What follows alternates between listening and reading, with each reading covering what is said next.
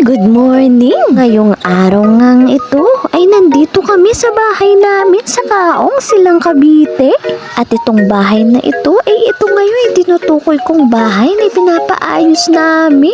Binisita na nga namin ang bahay at nilinisan. Hindi pa nga ito buo dahil wala pa naman kaming sapat na pera para mapabuo ito. Kaya naman pumunta lang naman kami dito para malinisan. Kaya naman samahan niyo naman kami sa paglinis itong aming bahay.